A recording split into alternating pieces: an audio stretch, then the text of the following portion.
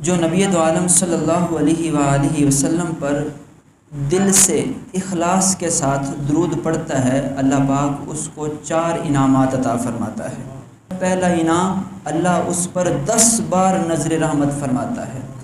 دوسرا انعام، اللہ پاک اس بندے کے 10 درجوں کو بلند فرما دیتا ہے۔ تیسرا انعام، اللہ پاک درود پڑھنے والے کے نامہ اعمال میں 10 نیکیاں لکھ دیتا ہے۔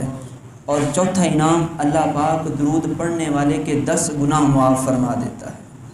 تو درود پڑھنا ہے، اس درود سے یہ 4 انعامات جو ہے بندے کو ملتے ہیں۔ تو ہمیں بھی چاہیے، ہم اللہ تعالیٰ کی نظر رحمت کے طلبگار ہیں۔ ہر مسلمان کی یہ دلی خواہش ہے کہ اللہ پاک ہمارے اوپر خصوصی کرم فرمائے، نظر رحمت فرمائے۔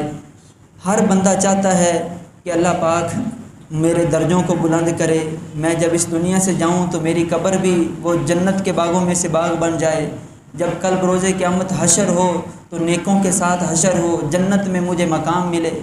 اور ہم نیکیاں بڑھانا چاہتے ہیں، گناہوں سے چھٹکارا حاصل کرنا چاہتے ہیں، تو عمل ایک ہی ہے، آقا دو عالم صلی اللہ علیہ وآلہ وسلم پر درود و سلام کا نذرانہ پیش کرنا ہے۔